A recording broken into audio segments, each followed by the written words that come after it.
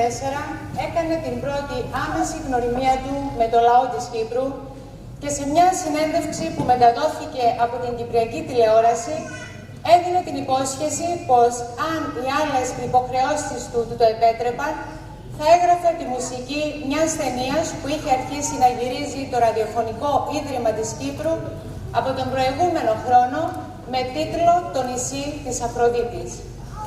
Λίγο τα πολιτικά γεγονότα στο νησί, λίγο οι δουλειές του Μίκη καθυστερούν την υλοποίηση της υποχρέωσής του.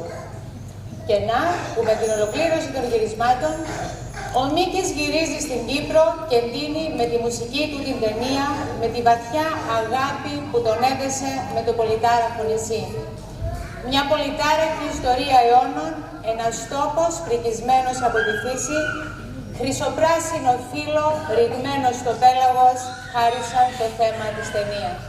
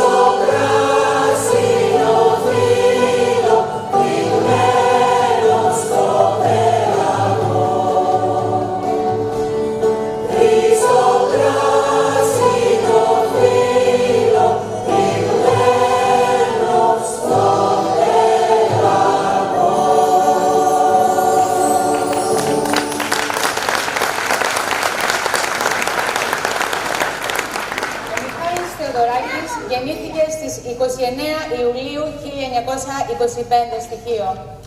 Ο πατέρας του Γιώργης, ανώτατος δημόσιος υπάλληλος, τον μεγαλώνει με τους θρύλους της Κρητικής Επανάστασης.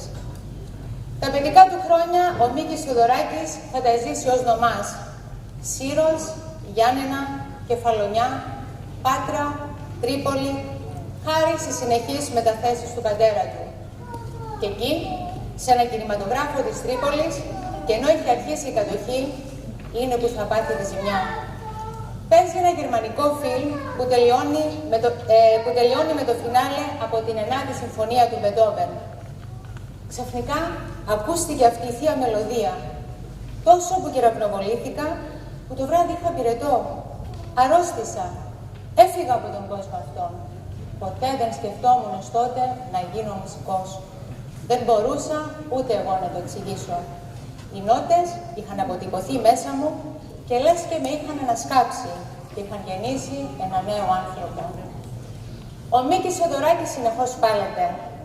Ένας από τους μετρημένους στα δάχτυλα διάσημους παγκοσμίως Έλληνες της σύγχρονης μεταπολεμικής εποχής, ο μελωδός της ιστορίας μας, ο αιρετικός Έλληνας που έχει κονταροχτυπηθεί και έχει συνδιαλλαγεί με όλους, αυτός που ο Κωνσταντίνος Γλίξπουργκ είχε αποκαλέσει εθνικό μίασμα και η νεότερη Ελλάδα εθνικό κεφάλαιο, που ο απλός κόσμος του φυλά το χέρι, ο Μίκης, ο εθνικός μαχητής και ο εθνικός ονειρευτής, παραμένει, παρά την εξαιρετικά εύθραυστη υγεία του, σε εγρήγορση.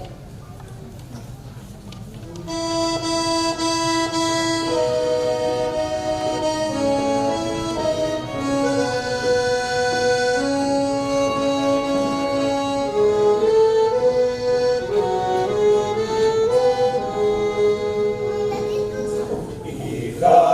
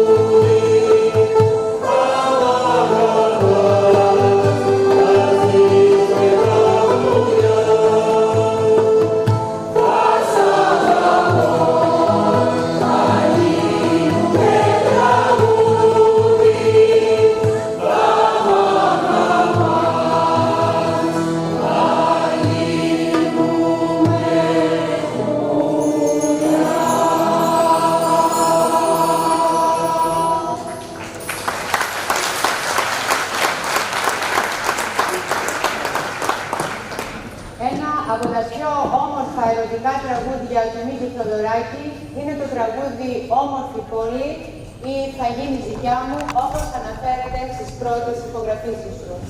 Η στίχη του τραγουδιού είναι του Γιάννη Θοδωράκη, αδερφού του Μίκη.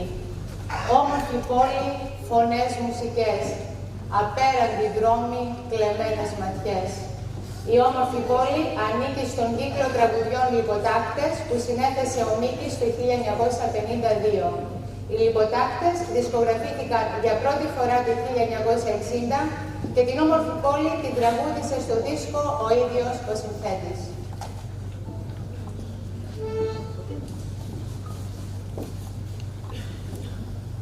Όμορφη πόλη.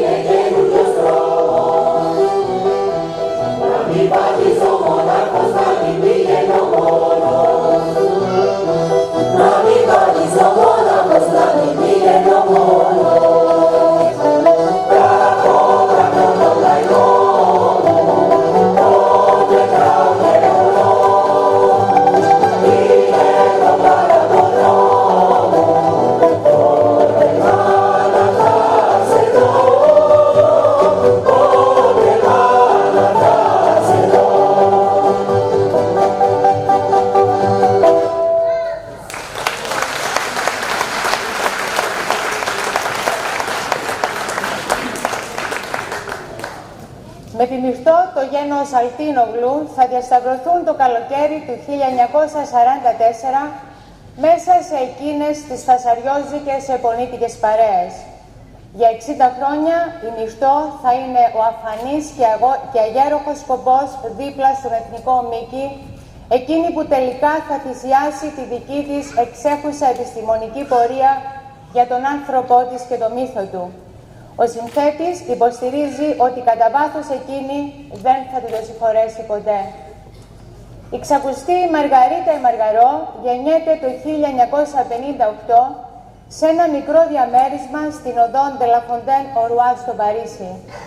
Είναι εκείνη που όταν πεθαίνει το 1973 ο Πάμπλο Νερούντα είναι μπροστάρισα φορώντας μια φούστα με σφυροδρέπανα και την εικόνα του Τσε Γκεβάρα σε μια τεράστια λαοθάλασσα που ξεχύνεται στους δρόμους του Μεξικού.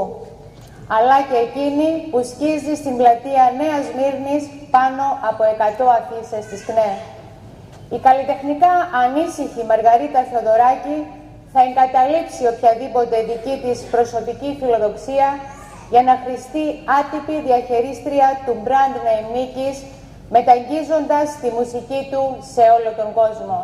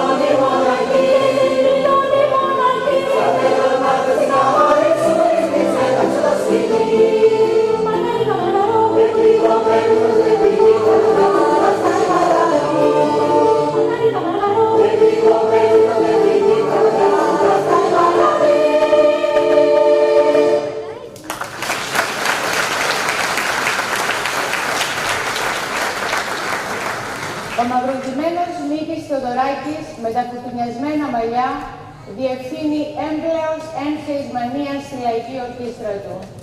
Τα μπράτσα του ανεμίζουν σαφτερούγες πάνω από το λαό που δεν είναι πλέον παθητικός ακροατής αλλά συνδημιουργός. Δεν πιστάζει να τραγουδήσει ο ίδιος. Δεν έχει πολύ μελωδική φωνή, οι λέξεις όμως πετάγονται από μέσα τους αρυπές και το κοινό παραλυρεί. Ο Μίκης ήταν ροκ, λέει η ισόβια ερμηνεύτριά του Μαρία Φαραντούρη. Η μεγαλύτερη προσφορά του Θεοδωράκη στην ελληνική κουλτούρα είναι ότι μέσω της λαϊκής μουσικής του έβαλε στα στόματα του κόσμου τη λόγια ποίηση, λέει ο Μάκης Μάτσας, πρόεδρος της Μήνος Έμι. Η αρχή θα γίνει ανέτη 1958, κάπου στο Παρίσι. Ο Μίκης περιμένει τη σύζυγό του Μυρτώ να κάνει τα ψώνια της ημέρας και ξεφυλίζει το αντίτυπο από τη νέα έκδοση του επιταφείου που μόλις του έχει στείλει ο Γιάννης Ρίτσος με το ταχυδρομείο. Μέσα σε μερικά καταιγιστικά λεπτά έχει μελοποιήσει 14 από τα ποίηματα, χωρίς πιάνο και παρτιτούρα, κρατώντας μόνο πρόχειρες σημειώσεις στο περιθώριο των σελίδων. Ο μελοποιημένος επιτάφιος που τολμά να συντεριάξει τον έντεχνο ποιητικό λόγο με τη λαϊκή μουσική ανατρέπει και σοκάρει. Ο ίδιος απαντά με πύρινο άρθρο του στις αντιθέσεις των μουσικοκριτικών της εποχής που ανθίστανται σε αυτό το άϊθες πάντρεμα μπουζουκιού και λόγιας ποίησης. Θα ακολουθήσει το άξονα